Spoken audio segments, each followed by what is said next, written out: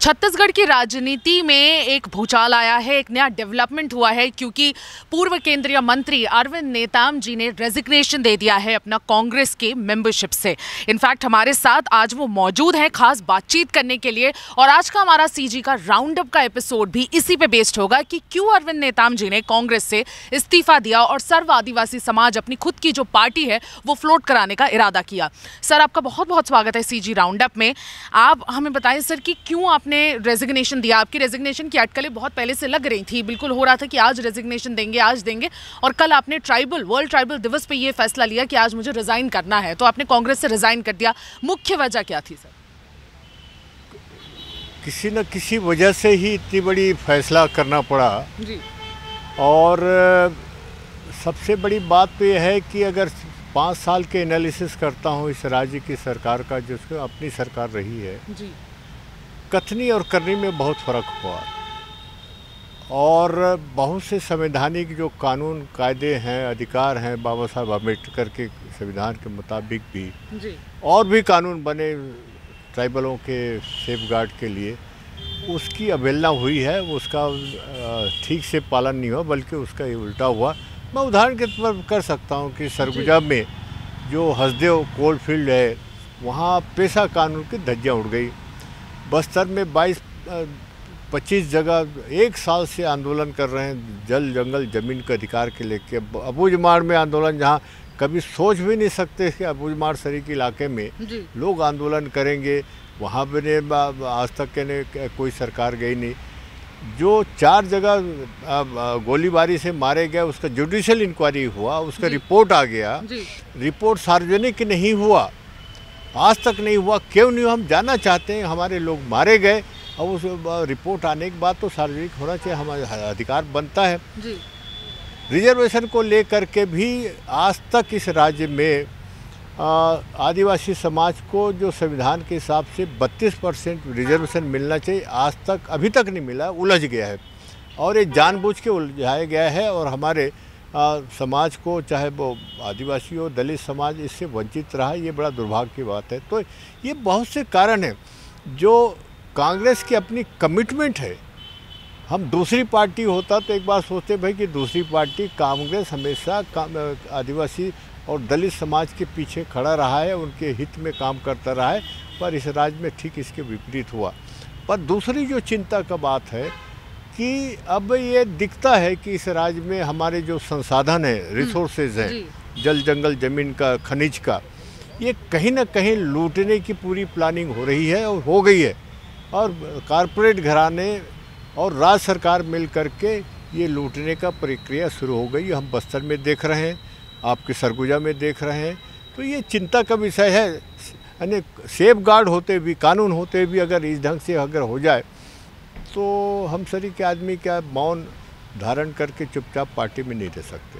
Sir, Congress ने लगातार लेकिन कहा है कि वो ट्राइबल्स की अवहेलना कभी नहीं करते हैं। इनफैक्ट आदिवासी उनके बहुत करीब हैं, उनके बहुत प्रिय हैं, और उनके जो इंटरेस्ट हैं उसको हमेशा से पार्टी ने ध्यान में रखा है।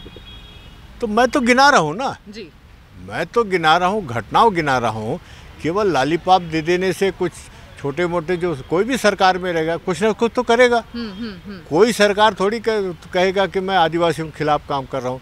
भले काम ना करे पर कहेंगे सर हम बहुत अच्छा काम कर रहे हैं। पर मैं जो गिनाया है उसका क्या उत्तर है किसी के पास? बता दे। तो ये सब चीज़ें कहने, इसीलिए तो कह रहा हूँ ना, कथनी और करनी में बहुत अंतर है। कल तो हम तो विज्ञापन देख रहे थे अखबार में कि हम पेशा कानून को बहुत सशक्त किए, और ये है, ये करके हमारी जख्म में नमक छिड़कने का काम कर रहे हैं, चिढ़ा रहे हैं। देखो हम कैसे नहीं कर रहे हैं। अरे तुम इधर अधिकार ख़त्म कर दिए और कह रहे हैं हम मजबूत कर रहे हैं। बताए तो कोई मंत्री बताएं, चीफ मिनिस्टर बताएं कि हम आज जानना चाहते हैं कि समाज के अधिकार को ख़त्म क्यों किया गया। ये तो इलेक्शन के टाइम में पूछेंगे, हर कांग्रेस के कैंडिडेट से पूछेंगे, पहले ये बताओ, फिर वोट मांगो समाज से। पहले ट्राइबल कम्युनिटी से उनके कई सवालों के उत्तर देने होंगे, फिर वोट मांगना होगा, ये आपका कहना है। सर, सर्व आदिवासी समाज को आपने फ्लोट करा दिया और आपने ये भी कहा, जगह जगह आपने स्टेटमेंट्स दिए हैं कि हम 50 सीटों पे आपकी पार्टी लड़ेगी, लेकिन ये जो आपने रेजिग्नेशन दिया है ये आपने 6 महीने बाद दिया। प्लेनरी सेशन में आपको शो कॉज नोटिस भेजा गया था, उस नोटिस में साफ था कि बिल्कुल आप एंटी पार्टी एक्टिविटीज़ कर रहे हैं, दूसरी पार्टी में आप अपनी सहभागिता दिखा रहे हैं, तो इसलिए कहीं ना कहीं आप फैसला ले लीजिए। तो उसके 6 महीने तक आपने ऑब्जर्व किया कि कोई पार्टी से रिस्पांस नहीं आया, उसके बाद आपने फाइनली रिज़ाइन करने का ये फैसला लिया है। 2018 में वापस आप कांग्रेस में आए सर, क्योंकि आप 6-7 साल कांग्रेस से दूर थे, आप वापस कांग्रेस में आए। राहुल गांधी के कहने पे आप कांग्रेस में आए, लेकिन क्या बात हुई आपकी किसी भी सेंट्रल लीडरशिप के पर्सन से? क्या किसी भी सेंट्रल लीडर से बातचीत हुई हो जब, क्योंकि आपके इरादे काफ़ी आपने साफ कर दिए थे, क्या किसी ने भी आपसे रीच आउट करने की कोशिश की? नहीं। पहले के कांग्रेस में आपके कांग्रेस में बहुत फर्क हो गया है। हाँ। और ऐसा लगता है कि अब हमारी उपयुक्तता कांग्रेस पार्टी में है नहीं, तो काहे को पूछेगा भाई जी। जो आदमी लाइबिलिटीज महसूस करते होंगे, जो राज्य में तो करते ही हैं नेता लोग, इसलिए हमको कहते थे आप रिटायर हो जाना चाहिए, काहे को यहाँ कांग्रेस में चिपके हुए हो जी। तो ये पता चलता है, और यही ब्रीफिंग तो दिल्ली वालों को भी करते होंगे जी। अरे तो ये तो सब स्पेंट फोर्स हैं, अब इसको कुछ रह नहीं गया है, कुछ समाज में इसकी कोई है नहीं, तो जो करना है करने दीजिए, चले जाएं, छोड़ दें। ये मानसिकता है तो फिर अब अच्छी बात है कि हम तो अपना समय काहे वहाँ ख़राब करें, हम समाज में लगाएंगे अब उतने टाइम। और इसीलिए सर्व आदिवासी समाज ये तय किया है कि हम चुनावी मैदान में उतरेंगे तो हम उनको मदद करेंगे। सर, कितने सीटों पे? 50 आपने पहले कहा था, 50 सीटों पे पूरे उतरेंगे आप लोग? अभी भी 50 में है, 30 तो कंपलसरी हमारे रिजर्व सीट है ट्राइबल की। 20 सीट में हमारे साइजेबल पॉपुलेशन है, वोटर हैं आदिवासी समाज के, वहाँ भी आजमाएंगे। और अन्य समाज को भी हम ऑफर कर रहे हैं, इन्विटेशन दे रहे हैं, न्योता दे रहे हैं कि 20 सीटों में जहाँ हमारी साइजेबल पॉपुलेशन वोटर है वहाँ आप आइए, हम स्वागत करते हैं। कोई भी समाज हो, इंक्लूडिंग अपर कास्ट का भी हो, तो हम उनका सबका स्वागत करते हैं। और छोटे पार्टियों से भी मिलकर लड़ने की हम कोशिश कर रहे हैं। छोटे पार्टियों की आपने बात कही, आम आदमी पार्टी अभी बहुत उभर के आ रही है यहाँ पे, क्या आपके किसी से बात हुई आम आदमी पार्टी से या बसपा से, किसी ऐसी पार्टी से आपकी बात हुई कि साथ में मिलकर इलेक्शन लड़ा जाएगा? नहीं, आम आदमी पार्टी के नेताओं से बहुत पहले से उठते बैठते रहे, मिलते जुलते रहे हैं, कुछ उस दिशा में भी बातचीत होती रही है। पर मैंने शुरू से एक बात साफ कर दिया कि भाई अब मैं किसी राजनीतिक दल में जाऊंगा नहीं और राजनीतिक दल बनाऊंगा भी नहीं, राजनीतिक दल। हाँ। और इसीलिए अब भूल जाइए। पर मैं उनको कहता था हम आंदोलन चला रहे हैं, उसका फ़ायदा उठा सकते तो उठा लो, पर हम ही को इस बाद में समाज ने तय किया कि अब हम ही को लड़ना पड़ेगा, नहीं तो हमारी सुनवाई तो हो नहीं रही है। 15 साल से थक गए अगर आंदोलन करते जी। तो जब उनको कह दिया भाई कि भाई अब हम भी लड़ रहे हैं और आपने 90 सीट में कर दिया, तो अब दरवाजे तो बंद हो गए। बीएसपी से वार्ता जारी है, बातचीत जारी है, और भी छोटी पार्टियां हैं उनसे भी वार्ता जारी है, लगे हैं।